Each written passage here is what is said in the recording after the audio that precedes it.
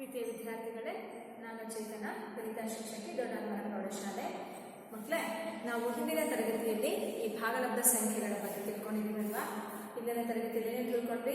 ಭಾಗಲಬ್ಧ ಸಂಖ್ಯೆಗಳು ಅವುಗಳ ಒಂದು ಗುಣಲಕ್ಷಣಗಳಾಗಿರ್ತಕ್ಕಂತಹ ಆವೃತ್ತತೆ, ಸಹವರ್ತನೆಯ ನಿಯಮ, ಪರಿವರ್ತನೆಯ ನಿಯಮ, ಹಾಗೆ ಸಂಕಲನದ ಅನನ್ಯತಾಂಶ, ಗುಣಾಕಾರದ ಅನನ್ಯತಾಂಶ. ಯಾವುದು ಸಂಕಲನದ ಅನನ್ಯತಾಂಶ ಅಂದರೆ ಒಂದು ಸಂಖ್ಯೆ ಎಗೆ ಯಾವ ಸಂಖ್ಯೆಯನ್ನು ಕೂಡಿದ್ರೆ ಅದೇ ಸಂಖ್ಯೆ ಬರುತ್ತೆ? 0, ಹೌದಲ್ವಾ? ಹಾಗೆ ಅದನ್ನು ನಾವು ಸಂಕಲನದ ಅನನ್ಯತಾಂಶ ಅಂತ ಕರಿತೀವಿ. ಯಾವುದನ್ನ? 0. ಹಾಗೆ ಒಂದು ಸಂಖ್ಯೆ ಎಗೆ ಯಾವ ಸಂಖ್ಯೆಯನ್ನು ಗುಣಿಸಿದಾಗ ಅದೇ ಸಂಖ್ಯೆ ಬರುತ್ತೆ? a × 1 = 1 × a ಏನೇ ಬರುತ್ತೆ, ಹೌದಲ್ವಾ ಮಕ್ಕಳ?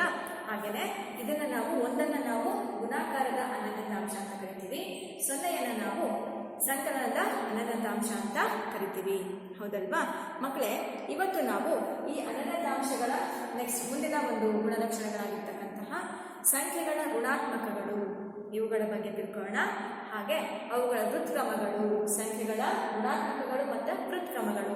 ಹೀಗೆ ಹೆಂಗೆ ನಾವು ಸಂಕಲನದ ಅನನ್ಯತಾಂಶ, ಗುಣಾಕಾರದ ಅನನ್ಯತಾಂಶ ಅಂತ ಕರಿತೀವಿ ಅಲ್ವಾ? ಅದೇ ಥರನೇ ಇಲ್ಲಿ ಸಂಖ್ಯೆಗಳ ಋಣಾತ್ಮಕ ಮತ್ತು ಸಂಖ್ಯೆಗಳ ವೃತ್ಕ್ರಮಗಳ ಬಗ್ಗೆ ಇವತ್ತು ನಾವು ತಿಳ್ಕೊಳ್ಳೋಣ. ಏನಪ್ಪ ಈ ಋಣಾತ್ಮಕಗಳು ಅಂತಂದ್ರೆ, ನಾವು ಪೂರ್ಣಾಂಕಗಳಲ್ಲಿ ಯಾವ್ಯಾವ ಸಂಖ್ಯೆಗಳು ಬರ್ತವೆ ಅಂತ ಹೇಳಿ ನೀವು ಯಾವ್ಯಾವ ನಂಬರ್ ಲೈನಲ್ಲಿ ಒಂದು ಸಂಖ್ಯಾ ರೇಖೆ ಮೇಲೆ 0ಯಿಂದ ಬರೆದ್ರೆ ಅದು ಮುಂದಕ್ಕೆ ಹೋಗ್ತಾ ಧನಾತ್ಮಕ ಸಂಖ್ಯೆಗಳನ್ನ ಬರೀತೀವಿ. ಹಿಂದಕ್ಕೆ ನಾವು 0ಯಿಂದ ಹಿಂದೆ ಬರೀತಾ ಹೋದಾಗ ಅವುಗಳ ಋಣ ಸಂಖ್ಯೆಗಳನ್ನ ಬರೀತಾ ಹೋಗ್ತೀವಿ.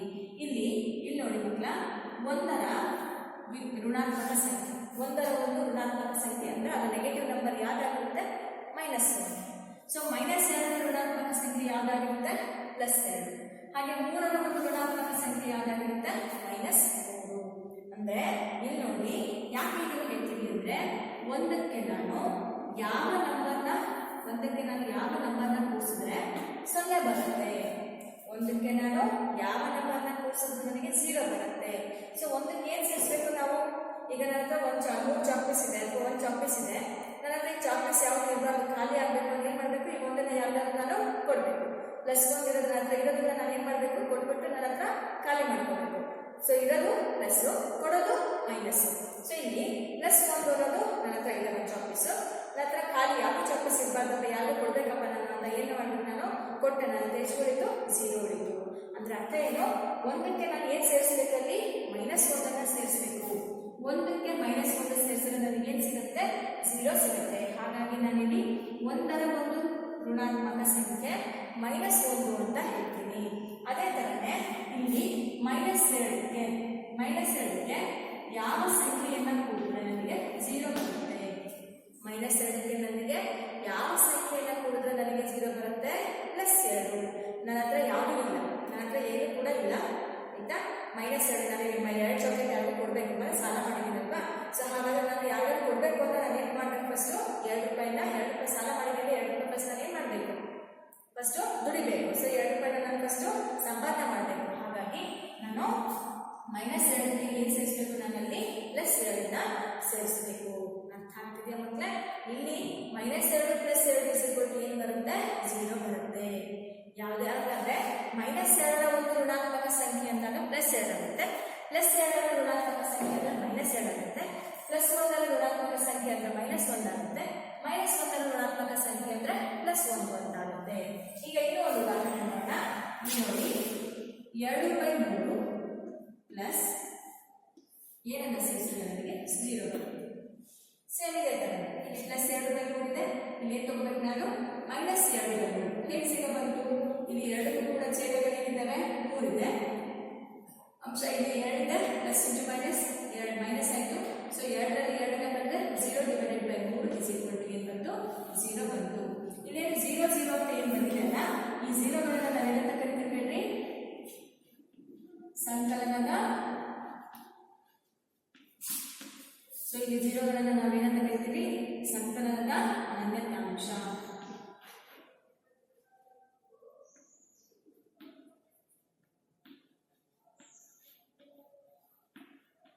ಹೌದಲ್ವಾ?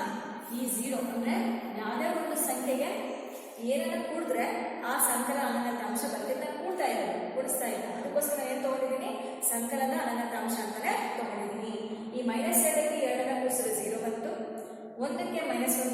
0 ಬಂತು.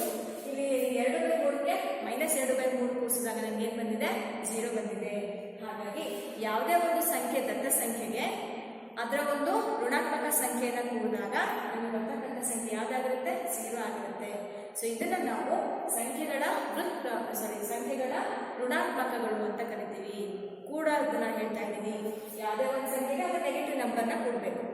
0 ಬರಬೇಕು ಅಂದ್ರೆ +5ಗೆ -5, -5ಗೆ +5, +4ಕ್ಕೆ -4, -4ಕ್ಕೆ +4. ಹಾಗಾದ್ರೆ ಅದೇ ಸಂಖ್ಯೆಯ ಋಣಾತ್ಮಕ. ಪ್ಲಸ್ ಚಿಹ್ನೆ ಇದ್ದರೆ ಮೈನಸ್ ಚಿಹ್ನೆ ತಗೋತೀವಿ, ಮೈನಸ್ ಚಿಹ್ನೆ ಇದ್ದರೆ ಪ್ಲಸ್ ಚಿಹ್ನೆ ತಗೋತೀವಿ. ಹಾಗೆ ಅದರ ಒಂದು ಋಣಾತ್ಮಕ ಸಂಖ್ಯೆನ ಕೂಡಿದಾಗ ನಮಗೆ ಏನು ಸಿಗುತ್ತೆ? 0 ಸಿಗುತ್ತೆ. ಹಾಗಾಗಿ ನೋಡಿ, ಎ ಅನ್ನೋದು ಒಂದು ಸಂಖ್ಯೆ ಆದರೆ ಅದಕ್ಕೆ -a ಕೂಡಿದಾಗ ಅಥವಾ -a ಅನ್ನೋದು ಒಂದು ಸಂಖ್ಯೆ ಇದ್ದಾಗ ಅದಕ್ಕೆ +a ಕೂಡಿದಾಗ ನಮಗೆ ಸಿಗ್ತಕ್ಕಂಥ ಬೆಲೆ ಎಷ್ಟು? 0. ಹಾಗಾಗಿ ಋಣಾತ್ಮಕ ಸಂಖ್ಯೆಗಳು ಅಂತ ಕರಿತೀವಿ. ಸಂಕಲನ ಋಣಾತ್ಮಕ ಅಂತಾನೂ ಕರಿತೀವಿ. ಇದಕ್ಕೆ ಇನ್ನೂ ಒಂದು ಹೆಸರಿದೆ, ಏನಪ್ಪಾ ಅಂದ್ರೆ ಸಂಕಲನದ ವಿಲೋಮಾಂಶ. ಸಂಕಲನದ ವಿಲೋಮ ಅಂತ ಕರಿತೀವಿ. ಇನ್ವರ್ಸ್ ಅಂತ ಕರಿತೀವಿ. ಸಂಕಲನದ ವಿಲೋಮ. ಈಗ +a ಗೆ ಸಂಕಲನದ ವಿಲೋಮ ಏನಾಗುತ್ತೆ? -a. ಪಿಗೆ -pಗೆ ಸಂಕಲನದ ವಿಲೋಮ ಏನಾಗುತ್ತೆ? +p.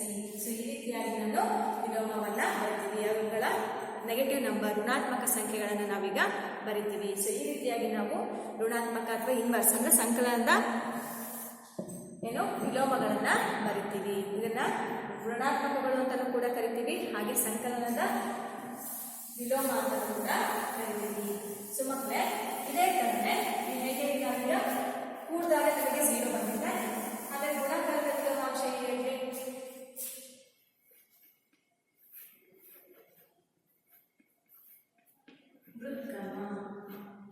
ವೃತ್ಕ್ರಮ ಅಂತ ಕರಿತೀವಿ.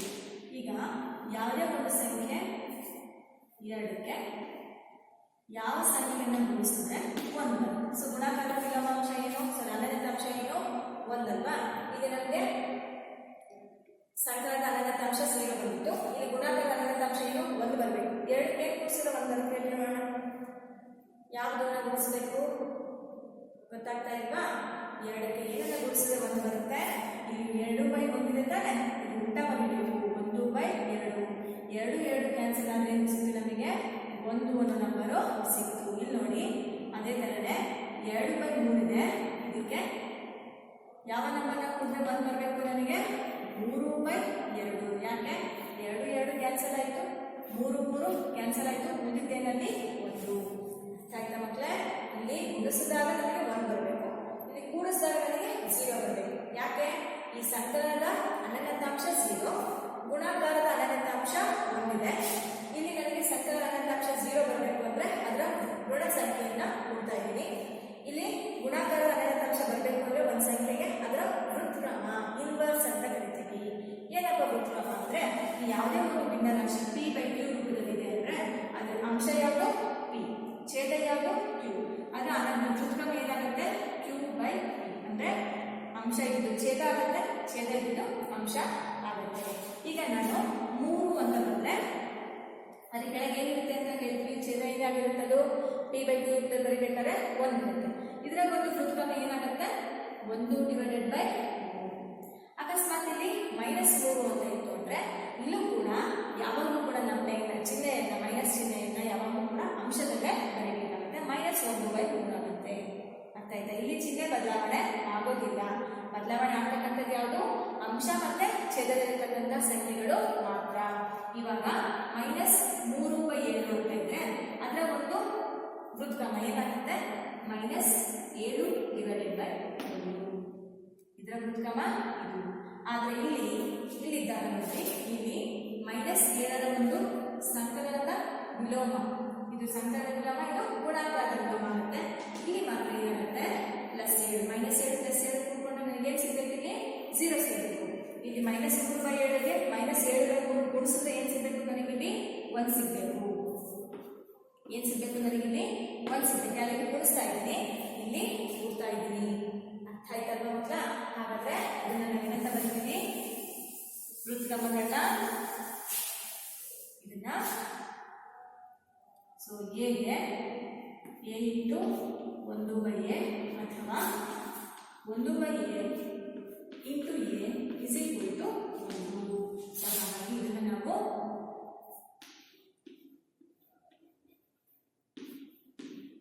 ಗುಣಾಕಾರದ ವಿಲೋಮ ಅಂತ ಹೇಳ್ತೀವಿ. ಗುಣಾಕಾರದ ವಿಲೋಮ ಅದನ್ನ ಐಡೆಂಟಿಟಿ ಅಂತ ಹೇಳಿದ್ವಿ. ಇದನ್ನ ಮಲ್ಟಿಪ್ಲಿಕೇಟಿವ್ ಇನ್ವರ್ಸ್ ಏನಂತ ಕರಿತೀವಿ? ಮಲ್ಟಿಪ್ಲಿಕೇಟಿವ್ ಇನ್ವರ್ಸ್ ಅಂತ ಕರಿತೀವಿ. ಯಾವುದನ್ನ? ಈ ಕೃತ್ರಿಮಗಳನ್ನ. ಇದನ್ನ ಅಡಿಟಿವ್ ಇನ್ವರ್ಸ್ ಅಂತ ಕರಿತೀವಿ. ಅರ್ಥ ಆಯ್ತಲ್ವ ಮಕ್ಕಳ? ಯಾವುದೇ ಒಂದು ಸಂಖ್ಯೆ ಹೇಗೆ ಅದರ ಒಂದು ಕೃತ್ರಿಮ ಏನಾಗಿರುತ್ತೆ? 1/a ಆಗಿರುತ್ತೆ. ಹಾಗೆ ಯಾವುದೇ ಒಂದು ಸಂಖ್ಯೆಗೆ ಎಗೆ ಅದರ ಒಂದು ಸಂಕಲನ ವಿಲೋಮ ಏನಾಗಿರುತ್ತೆ? -a ಆಗಿರುತ್ತೆ. ಸೊ ಈ ರೀತಿಯಾಗಿ ನಾವು ಸಂಕಲನದ ಮತ್ತು ಗುಣಾಕಾರದ ಮತ್ತೆ ವಿಲೋಮಗಳನ್ನ ತಿಳ್ಕೊಂಡ್ವಿ. ಅರ್ಥ ಆಯ್ತಲ್ವಾ? ಈಗ ನಾವು ಇಲ್ಲಿ ಇದರ ಮೇಲೆ ನಾವು ಇವತ್ತು ಅಭ್ಯಾಸದ ಲೆಕ್ಕಗಳನ್ನ ಮಾಡೋಣ.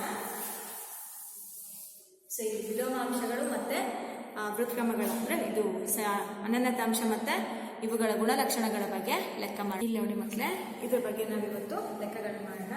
ಮೊದಲನೇದಾಗಿ ಅಭ್ಯಾಸದ ಲೆಕ್ಕ. ಕೆಳಗಿನವುಗಳಿಗೆ ಸಂಕಲನದ ವಿಲೋಮಾಂಶವನ್ನ ಬರೆಯಿರಿ. ಈ ಕೆಳಗಿನವುಗಳಿಗೆ ಸಂಕಲನದ ವಿಲೋಮಾಂಶವನ್ನ ಬರೆಯಿರಿ. ಇಲ್ಲಿ ಕೊಟ್ಟಂತ ವಿಲೋಮಾಂಶವನ್ನು ಗೊತ್ತಲ್ಲ, ಯಾವುದೋ ಸಂಕಲನ ವಿಲೋಮಾಂಶ ಅಂದ್ರೆ ಅವುಗಳ ಋಣಾತ್ಮಕ ಸಂಖ್ಯೆಗಳು. ಗುಣಾಕಾರದ ವಿಲೋಮಾಂಶ ಅಂದ್ರೆ ಏನ್ ಬರೀಬೇಕು? ಅವುಗಳ ವೃತ್ಕ್ರಮಗಳು. ವೃತ್ಕ್ರಮ ಅಂದ್ರೆ ಅಂಶ ಮತ್ತೆ ಛೇದದ ಬದಲಾವಣೆ. ಏನು? ಋಣಾತ್ಮಕ ಅಂದ್ರೆ ಚಿಹ್ನೆಗಳ ಬದಲಾವಣೆ. ಅದನ್ನ ನೆನಪಲ್ಲಿಟ್ಕೋಬೇಕು. ಸೊ ಈಗ +2/8 ಅಂತ ಇದೆ. ಇಲ್ಲಿ 2/8 ಇದರ ಸಂಕಲನ ವಿಲೋಮ ಅಂತ ಹೇಳ್ತಾರೆ. 2 ಕೂಡ ಪ್ಲಸ್ ಇದೆ ತಾನೆ. ಇಲ್ಲಿ -2/8. ಯಾಕೆ? +2/8ಗೆ -2/8ನ ಸೇರಿಸಿದಾಗ ನಮಗೆ ಅಲ್ಲಿ ಸಂಕಲನದ ಅನನ್ಯತಾಂಶ ಸಿಗುತ್ತೆ. ಅದಕ್ಕೋಸ್ಕರ 2/8ರ ಸಂಕಲನ ವಿಲೋಮಾಂಶ ಏನಾಗುತ್ತೆ? -2/8. ಈಗ -5/9. 5/9 ಇದೆ. ಇಲ್ಲಿ ಏನು ಚಿಹ್ನೆ ಇದೆ ಹೇಳಿ ಮಕ್ಕಳೇ? ಮೈನಸ್ ಇದೆ. ಇದರ ಒಂದು ಋಣಾತ್ಮಕ ಸಂಖ್ಯೆ ಯಾವ್ದಾಗುತ್ತೆ? ಪ್ಲಸ್ ಆಗುತ್ತೆ. +5/9 ಆಗುತ್ತೆ. ಚೇಂಜ್ ಆಗಲ್ಲ. ಈ ಚಿಹ್ನೆ ಚೇಂಜ್ ಆಗ್ತಿರೋದು ಯಾವ್ದಲ್ಲಿ? ಬರೀ ಸೈನ್ಗಳು, ಚಿಹ್ನೆಗಳು ಮಾತ್ರ ಬದಲಾವಣೆ ಆಗುತ್ತೆ. -5/9 +5/9 ಆಯಿತು. ಸೊ ಇವೆರಡೂ ಕೂಡಿಸಿದ್ರೆ ನಮಗೆ ಏನು ಸಿಗುತ್ತೆ?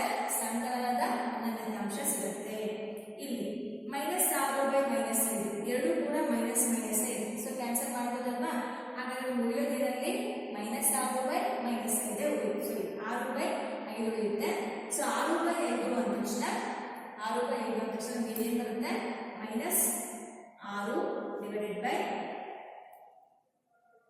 -6/-5 ಅಂತಾನೆ ಸಿಗುತ್ತೆ. ಸೊ ಸಾರಿ -6/-5 ಅಂತ ಇದೆ ಅಲ್ವಾ? ಸೊ -6/-5 ಅಂದ್ರೆ ಏನಾಗುತ್ತೆ? +6/+5 ಅಂತ ಆಗುತ್ತೆ. ಸೊ -6ಗೆ +6, -5ಗೆ +5. ಸೊ -6/-5ಗೆ ನಾವಿಲ್ಲಿ ಎರಡನ್ನೂ ಕೂಡ ನಾವಿಲ್ಲಿ ಕ್ಯಾನ್ಸಲ್ ಮಾಡ್ಬೋದು. ಇಲ್ಲ ಅಂದ್ರೆ ಇದಕ್ಕೆ ನಾವೇನು ಕೂಡಿಸಿದ್ರೆ ನಮಗೆ 0 ಬರುತ್ತೆ. -6ಗೆ +6, -5ಗೆ +5. ಇಲ್ಲಿ -2/-9 ಅಂತಿದೆ. -9 ಇಲ್ಲಿ ಭಿನ್ನರಾಶಿಗೆ ಕೂಡ ಸೇರ್ಕೊಳ್ಳುತ್ತೆ. ಅಲ್ಲಿ ಏನಾಗುತ್ತೆ? +2/9. ಸೊ ಇಲ್ಲಿ -2/9 2/-9 ನಾವೇನಂತ ತಗೋಬಹುದು? -2/9 ಅಂತಲೂ ಕೂಡ ಬರೀಬಹುದು. ಅಲ್ಲಿ ಏನ್ ಬರುತ್ತೆ? ನಮಗೆ +2/9 ಅಂತ ಆಗುತ್ತೆ. ಸೊ ಇವಾಗ ನೆಕ್ಸ್ಟ್ 19/-6 ಅಂತ ಇದೆ. ಇದು ಕೂಡ ಅಂಶಕ್ಕೆ ತಗೋಬೇಕು. ಅಲ್ಲಿಗೆ ಮೈನಸ್ ಚಿಹ್ನೆ 1 ಹತ್ರ ಇದ್ರೂ ಕೂಡ ಇಲ್ಲಿ ಭಿನ್ನರಾಶಿಗೆ ಮೈನಸ್ ಇರುತ್ತೆ. ಸೊ +19/6 ಅಂತ ಬರೀಬೇಕಾಗುತ್ತೆ. ಸೊ ಈ ರೀತಿಯಾಗಿ ನಾವು ಸಂಕಲನದ ವಿಲೋಮಾಂಶವನ್ನ ಬರೀಬೇಕು. ಸಂಕಲನ ವಿಲೋಮಾಂಶ ಅಂದ್ರೆ ಅಲ್ಲಿ ಆ ಸಂಖ್ಯೆಗಳ ಒಂದು ಋಣಾತ್ಮಕ ಸಂಖ್ಯೆಗಳು ಬರ್ತವೆ. 2/8ಗೆ -2/8, -5/9ಗೆ +5/9, -6/-5ಗೆ +6/+9, ಅಲ್ಲಿಗೆ 2/-9ಗೆ 2/+2/9, 19/-6ಗೆ +19/6. ಸೊ ಈ ರೀತಿಯಾಗಿ ನಾವು ಅವುಗಳಿಗೆ ಸಂಕಲನ ಅನನ್ಯತಾಂಶ ಈ ರೀತಿಯಾಗಿ ನಾವು ಬರೆಯಬೇಕಾಗುತ್ತೆ. ನೋಡಿ ಇಲ್ಲಿ ಒಂದು ಲೆಕ್ಕ ಇಲ್ಲಿ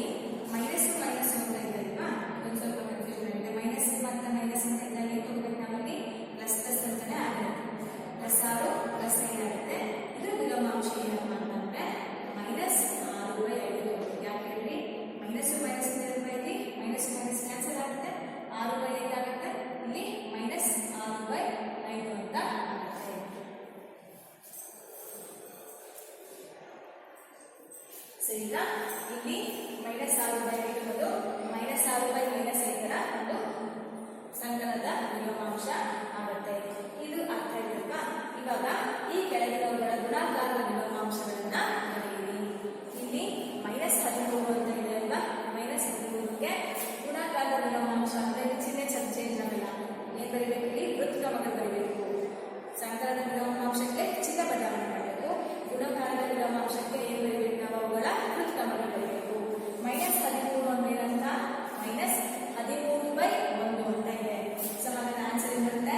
-1/13 ಅಂತ ಆಗುತ್ತೆ. ನೆಕ್ಸ್ಟ್ ಇಲ್ಲಿ ಮೈನಸ್ ಇರೋದು ಮೈನಸ್ ಇರುತ್ತೆ. 13/19 ಇದೆ. ಅಂಶ 13 ಛೇದ 19 ಇದೆ. ಇಲ್ಲಿ ಚಿಹ್ನೆ ಏನಿದೆ? ಮೈನಸ್ ಇರೋದು ಮೈನಸ್ ಆಗುತ್ತೆ. ಅಂಶ 13 ಇರೋದು 19 ಆಯ್ತು. ಛೇದ 19 ಇರೋದು 13 ಆಯ್ತು. ಇವೆರಡನ್ನು ಗುಣಾಕಾರ ಮಾಡ್ತಾರೆ. ಇದೊಂದು ಕ್ಯಾನ್ಸಲ್ ಆಗುತ್ತೆ, ಎರಡು ಕ್ಯಾನ್ಸಲ್. ಏನ್ ಸಿಗುತ್ತೆ ನಮಗೆ? ಗುಣಾಕಾರದ 12ನೇ ಅಂಶ ಸಿಗುತ್ತೆ.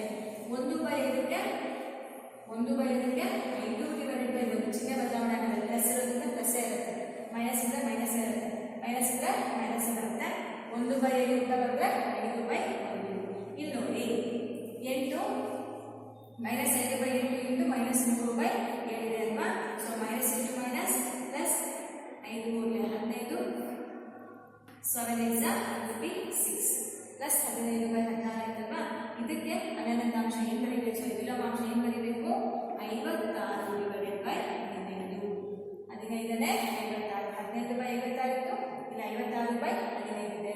ಅರ್ಥ ಆಗ್ತದೆ ಅಲ್ವಾ ಮಕ್ಕಳ? ಸೊ ಈ ರೀತಿಯಾಗಿ ನಾವು ಪ್ರತಿಯೊಂದಕ್ಕೂ ಕೂಡ ಗುಣಾಕಾರದ ವಿಲೋಮಾಂಶಗಳನ್ನ ಬರೀಬೇಕಾಗುತ್ತೆ. ಸೊ ಇಲ್ಲಿ ಫಸ್ಟ್ ಇಂದ -1 ಪ್ಲಸ್ 2/5 ಅದು ಫಸ್ಟ್ ಏನಾಯ್ತು? ಪ್ಲಸ್ 2/5 ಇರೋದು. ಇದಕ್ಕೆ ಗುಣಾಕಾರದ ವಿಲೋಮಾಂಶ ಏನಾಗುತ್ತೆ? 5/12 ಅಂತ ಆಗುತ್ತೆ. ಸಾರಿ 5/2 ಅಂತ. ಅಲ್ಲಿ 2/5 ಅಲ್ವಾ? ಹಾಗಾಗಿ ಇಲ್ಲಿ 5/2 ಅಂತ ಬರೀಬೇಕಾಗುತ್ತೆ. ಸೊ ನೆಕ್ಸ್ಟ್ ಬರೋದು -1ಕ್ಕೆ ಏನಿಲ್ಲ ಏನ್ ಸಿಗುತ್ತೆ? ಒಂದೇ ಇರುತ್ತೆ, ಹೌದಲ್ವಾ? -1ಕ್ಕೆ ಏನ್ ಬರೀಬೇಕು? -1 ಆಗುತ್ತೆ. -1/1 ಅಂದ್ರೆ ಮತ್ತೆ -1/1 ಆಗುತ್ತೆ. ಸೊ -1ಕ್ಕೆ ಏನ್ ಬರೀಬೇಕು? -8 -1 ಇಂಟು -1 ಏನ್ ಸಿಗುತ್ತೆ? 1 ಸಿಗುತ್ತೆ. ಹಾಗಾಗಿ ಇಲ್ಲಿ 7/13ಕ್ಕೆ 13/7 ಅಂತ ಆಯಿತು. ಇದಕ್ಕೆ ನೋಡೋಣ ಮಕ್ಕಳ, -4/5ಕ್ಕೆ ಮೈನಸ್ ಇರುತ್ತೆ. 4/5 ಬರೀಬೇಕು -5/4 ಆಯಿತು. ಸೊ ಈ ರೀತಿಯಾಗಿ ನಾವು ಪ್ರತಿಯೊಂದಕ್ಕೂ ಕೂಡ ಗುಣಾಕಾರದ ವಿಲೋಮಾಂಶಗಳನ್ನ ಬರಿತಾ ಹೋಗಬೇಕು. ಸೊ ಇಲ್ಲಿ ಸಂಕಲನದ ವಿಲೋಮಾಂಶ ಅಂದ್ರೆ ಚಿಹ್ನೆ ಬದಲಾವಣೆ ಆಯಿತು, ಸಂಖ್ಯೆ ಹಾಗೆ ಇದ್ದಾವೆ. ಗುಣಾಕಾರದ ವಿಲೋಮಾಂಶ ಅಂದ್ರೆ ಚಿಹ್ನೆ ಹಾಗೆ ಇದ್ದಾವೆ, ಅಲ್ಲಿ ಸಂಖ್ಯೆಗಳು ಬದಲಾವಣೆ ಆಯಿತು. ಇವಾಗ ಜಸ್ಟ್ ನಿಮಗೆ ಇದನ್ನ ನೋಡೋಣ. ಈಗ ಇವುಗಳಿಗೂ ಕೂಡ ನಾವೇನ್ ಮಾಡೋಣ? ಗುಣಾಕಾರದ ವಿಲೋಮಾಂಶಗಳನ್ನ ಬರ್ಕೊಳ್ಳೋಣ. ಸೊ ಇಲ್ಲಿ -6/5. ಸೊ ಇವುಗಳಿಗೂ ಒಂದು ಪ್ರಶ್ನೆ ಎಕ್ಸಾಂಪಲ್ ಇದಕ್ಕೆ -2/8 ಇದೆ ಈ ಕ್ವಶನ್. ಅದು ಗುಣಾಕಾರ ವಿಲೋಮಾಂಶ ಏನಾಗುತ್ತೆ? 8/2. ಕರೆಕ್ಟಾ ಮಕ್ಕಳ? ಇವಾಗ -5/9ಕ್ಕೆ ಮೈನಸ್ ಇರುತ್ತೆ. 5/9ಕ್ಕೆ ಏನು ಬರೀಬಹುದು? 9/5. ಕರೆಕ್ಟಾ? ಈಗ 6/5 ಇದೆ, ಹೌದಲ್ವಾ? -6/-5 ಉಲ್ಟಾ ಬರ್ಗ ಸೇಮು -5/-6 ಆಗುತ್ತೆ. ಮತ್ತೆ ಅಲ್ಲಿ ಮೈನಸ್ ಕ್ಯಾನ್ಸಲ್ ಆದ್ರೂ ಕೂಡ 5/6 ಬರುತ್ತೆ. 6/5 ಇರೋದು 5/6 ಬರುತ್ತೆ. 2/-9 ಇರೋದು -9/2. ಇವೆರಡಕ್ಕೂ ಗಮನ ಇಟ್ಟು ನೋಡ್ಕೊಳ್ಳಿ. ಇಲ್ಲಿ 2/9 ಪ್ಲಸ್ ಆಗಿದೆ, ಇಲ್ಲಿ ಮೈನಸ್ ಇದೆ, 9/2 ಇದೆ. ಇಲ್ಲಿ -19/6 ಇದೆ, ಇಲ್ಲಿ -6/19. ನೋಡ್ರಿ, ಇದಕ್ಕೆ ಇಲ್ಲಿ ಚಿಹ್ನೆ ಬದಲಾವಣೆ ಆಗಿದೆ. ಇದಕ್ಕೂ ಗಮನ ಇಡ್ರಿ, ಚಿಹ್ನೆ ಮಾತ್ರ ಬದಲಾವಣೆ ಆಗಿದೆ. ಇದಕ್ಕೂ ನೋಡ್ಕೊಳ್ಳಿ, ಅಂಶ ಮತ್ತೆ ಛೇದಗಳು ಬದಲಾವಣೆ ಆಗಿದೆ. ಇದಕ್ಕೆ ನೋಡ್ಕೊಳ್ಳಿ, ಚಿಹ್ನೆ ಸೇಮ್ ಇದೆ, ಅಲ್ಲಿ ನಂಬರ್ಸ್ ಏನಾಗಿದೆ? ಬದಲಾವಣೆ ಆಗಿದೆ. ಈಗ ಇವುಗಳಿಗೆ ಬರೀಬಹುದು ನೋಡೋಣ. ಹೇಳ್ತೀರಾ? ಸಂಕಲನದ ವಿಲೋಮಾಂಶ ನೋಡೋಣ. -13ಕ್ಕೆ ಏನು ಬರೀಬಹುದು? +13. ಕರೆಕ್ಟಾ? -13/9ಕ್ಕೆ ಏನು ಬರೀತೀರಾ? +13/19. 1/5ಗೆ ಏನು ಬರೀತೀವಿ? -1/5. ಕರೆಕ್ಟಾ? ಇಲ್ಲಿ ಯಾವುದು 15/56 ಪ್ಲಸ್ಗೆ -15/56. ನೆಕ್ಸ್ಟ್ ಇಲ್ಲಿ 5/2ಗೆ -5/2 ಬರೀಬೇಕು. ಇಲ್ಲಿ ಮೈನಸ್ ಏನು ಬರೀತೀವಿ +1 ಆಯ್ತಾ. ನೆಕ್ಸ್ಟ್ 7/13ಗೆ -7/13 ಆಯಿತು. ಇಲ್ಲಿ -4/7ಗೆ +4/5. ಅಕಸ್ಮಾತ್ ಇಲ್ಲಿ -7/13 ಇದ್ರೆ ಇಲ್ಲಿ -13/7 ಇತ್ತು. ಇಲ್ಲಿ ಏನಾಗ್ತಾ ಇತ್ತು ನಮಗೆ 7/13 ಅಂತ ಆಗ್ತಾ ಇತ್ತು. ಸೊ ಇವುಗಳು ಗುಣಾಕಾರದ ವಿಲೋಮಾಂಶ, ಇವುಗಳು ಸಂಕಲನದ ವಿಲೋಮಾಂಶ. ಸೊ ಈ ರೀತಿಯಾಗಿ ನಾವು ಪ್ರತಿಯೊಂದು ಸಂಖ್ಯೆಗಳಿಗೂ ಕೂಡ ಸಂಕಲನದ ಮತ್ತೆ ಗುಣಾಕಾರದ ವಿಲೋಮಾಂಶಗಳನ್ನು ನಾವು ಬರೆಯೋದಕ್ಕೆ ಸಾಧ್ಯ ಆಗುತ್ತೆ. ಅರ್ಥ ಆಯ್ತಲ್ಲ ಮಕ್ಕಳೇ? ಸೊ ಇಂದಿನ ತರಗತಿಯಲ್ಲಿ ನಾವೇನು ಕಲ್ತ್ಕೊಂಡ್ವಿ? ನಾವು ಒಂದು ಸಂಖ್ಯೆಯ ಋಣಾತ್ಮಕ ಸಂಖ್ಯೆಯನ್ನು ಕಲ್ತ್ಕೊಂಡ್ವಿ. ಋಣಾತ್ಮಕ ಸಂಖ್ಯೆ ಅಂದ್ರೆ ಅವುಗಳ ಚಿಹ್ನೆ ಬದಲಾವಣೆ ಆಗುತ್ತೆ. ಪ್ಲಸ್ ಇದ್ದಾಗ ಮೈನಸ್ಸು, ಮೈನಸ್ ಇದ್ದಾಗ ಪ್ಲಸ್. ಅದೇ ಒಂದು ಸಂಖ್ಯೆಗಳ ಒಂದು ವೃತ್ಕ್ರಮಗಳನ್ನ ಬರೆಯೋದನ್ನ ತಿಳ್ಕೊಂಡ್ವಿ. ವೃತ್ಕ್ರಮಗಳು ಅಂದ್ರೆ ಅಂಶವನ್ನ ಛೇದವನ್ನಾಗಿ, ಛೇದವನ್ನ ಅಂಶಗಳನ್ನಾಗಿ ಬರೀತಕ್ಕಂಥದ್ದು.